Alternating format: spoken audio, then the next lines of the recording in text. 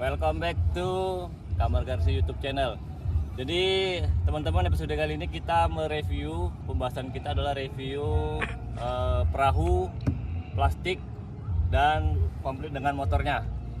Jadi yang mau kita review adalah perahu plastik Matsumoto tipe MPP 310 dan motor penggeraknya yaitu dari brand Matsumoto juga dengan tipe MOB 830G. 2 tak, jadi mesinnya ini 2 tak. Oke, jadi yang pertama kita mau review dulu dari perahu plastik ini. Dia dimensinya panjang 310, lebar 130 dan tebalnya 40 cm. Jadi perahu Matsumoto ini tipe MPP 310 sebenarnya kapasitasnya 4 orang, tapi dari penggunaan kemarin beberapa kali kita coba, untuk yang bodi-bodi kecil bisa muat 6 orang maksimum ya, bodi-bodi kecil, anak-anak lah maksudnya. Untuk motor penggeraknya yaitu Matsumoto dengan tipe MOB 830G, mesin 2 tak 50 cc, kapasitas bensin 1 liter dengan daya 3 HP. Jadi ya walaupun agak ngos-ngosan untuk menggerakkan perahu ini, tapi masih mumpuni, masih mencukupi untuk sebagai motor penggerak di perahu plastik MPP 310 ini. Nah, kemudian apa sih plus minusnya? Ini selama review kami pakai beberapa kali ya.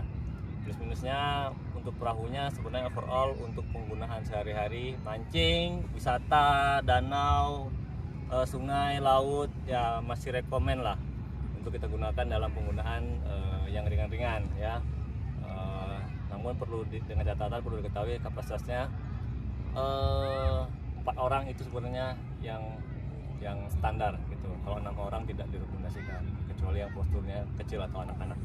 Nah, kemudian untuk perahu ini sendiri, karena dia juga kalau saya lihat sih dari review saya ini, dia ini perahunya floating ya. Jadi dia bukan floating, itu maksudnya bodinya ini terdiri dua bagian ya. Jadi ada bagian tengah yang kosong, sehingga dia selain dia mengapung, dia juga floating, mengambang, karena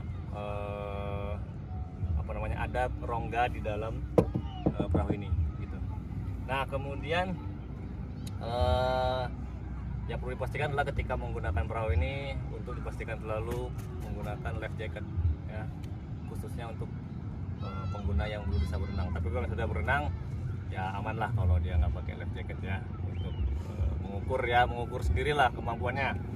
Nah, kemudian untuk mesinnya ini ya masih mumpuni lah secara overall kemampuannya. Cuman dia minusnya satu, menurut saya minusnya adalah suara, karena dia 2 tak, suaranya suaranya bising. Jadi kalau kita sebagai pengemudi di belakang itu ya agak-agak gimana ke telinga gitu, apalagi kalau maksudnya berlayar lebih dari 10 menit ya lumayan lah. Tapi kalau biasa dipakai untuk ini lah masih bisa. Terus untuk yang lain-lain, perahu ini dijualnya tidak beserta dengan pelampung dan dayung, sehingga kalau teman-teman mau pakai perahu ini atau membeli perahu ini, pastikan juga membeli pelampung dan dayung seperti itu. Nah, penggunaannya untuk apa perahu ini?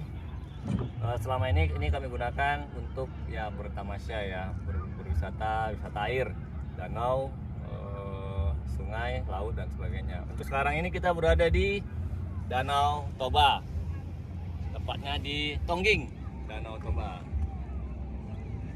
Ya, kita sekarang berada di Danau Toba. Ini pengujian perahu ini. Nah, selain itu saya rasa juga perahu ini sangat cocok untuk pengguna yang hobi mancing ya, mancing danau, mancing sungai, mancing laut juga. Kemudian yang tidak kalah penting juga saya rasa untuk kegiatan recovery atau penanggulangan banjir khususnya, saya rasa perahu ini juga sangat bermanfaat. Karena apa? Karena bukan perahu karet, ini plastik HDPE, bahannya plastik HDPE, sehingga dia sangat kuat terhadap benturan, benda tajam dan lain sebagainya dalam kondisi air gitu ya. Karena perahu karet apapun ceritanya punya kelemahan, yaitu tidak tahan terhadap benda tajam. Sementara kalau kita dalam proses evakuasi, banjir dan lain sebagainya, kita nggak tahu nih media air atau wahana kondisi air itu seperti apa, kondisi banjir ya, entah itu ada besi, seng, atap kayu, apa namanya, ranting-ranting dan sebagainya, kita nggak tahu. Maka perahu plastik ini saya sangat recommended lah ya. Kemudian dengan ukuran yang compact, panjangnya hanya 310. Jadi ini kemarin kami bawa dengan menggunakan kendaraan double cabin, itu sangat apa namanya, sangat cukup lah ya. Lebarnya cuma 130, itu sangat cukup kalau kita menggunakannya. Jadi kita untuk membawa perahu ini cukup kita tempatkan sedemikian rupa di atas mobil double cabin dengan penambahan bed rack sehingga mudah dibawa. Jadi nggak perlu boot carrier ya. Kalau teman-teman mungkin melihat sering orang bawa perahu pakai boot carrier di belakang gandengan gitu, kalau ini nggak perlu. Karena bobotnya juga nggak begitu berat, kurang lebih hanya sekitar 60 kg. Jadi kalau digotong 4 orang atau 3 orang itu masih bisa gitu. Jadi cukup compact, kalau mau kita bawa-bawa kemana-mana gitu masih mumpuni lah. Untuk video carrier-nya, bed carrier untuk perahu ini di kendaraannya nanti kita review di video yang lainnya. Oke, video ini kita hanya untuk review perahunya. Jadi mungkin itu aja layar video kita kali ini untuk review perahu Matsumoto MPP 310 dan motor Matsumoto MOB 310G. Oke, semoga video ini bermanfaat buat teman-teman yang pengen mempunyai perahu untuk penggunaan pribadi ya. Jadi disclaimer, ini perahu untuk penggunaan pribadi, tidak untuk dikomersilkan, disewa atau segala macam. Kenapa? Poin pentingnya, bro, berapa harganya? Kan begitu maksudnya ya. Berapa harganya dan segala macam gitu ya. Nah, untuk harganya, harga pasaran perahu Matsumoto MPP 310 ini estimasi di 7,5 ke 8 juta tergantung harga pasar. Untuk mesinnya sendiri itu harganya sekitar 1,8 juta. Jadi total ya kurang lebih budget 10 juta untuk perahu, motor dan perlengkapannya termasuk pelampung dan dayungnya. Worth it nggak kalau untuk penggunaan pribadi? Saya rasa worth it. Kenapa? Ketika kita berwisata atau bermain atau bertamasya ke wahana air, maka kalau kita sewa mungkin kapal 1 jam ya estimasi 100.000 ya, 50 atau 100.000 ya. Kita kalau kita mau berwisata, mau mancing 1 jam saya rasa nggak cukup.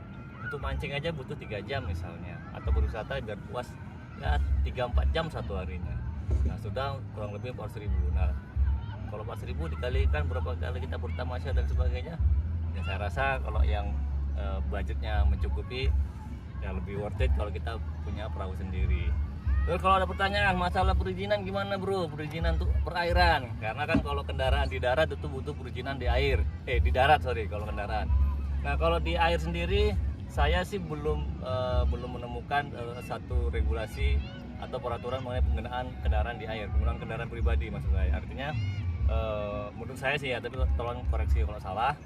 Untuk kendaraan pribadi di air selama itu yang masih kendaraan kecil dan ringan, kendaraan air kecil ringan seperti ini, saya rasa tidak memerlukan izin khusus atau peraturan khusus, kecuali kita memang mempunyai kendaraan air yang lebih besar, kapal feri misalnya atau kapal cepat misalnya. Nah itu baru mungkin butuh regulasi dan peraturan khusus di perairan.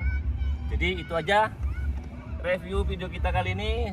Semoga video singkat ini bermanfaat buat teman-teman semua. Oke, check it out. Sampai ketemu di episode selanjutnya. Ciao.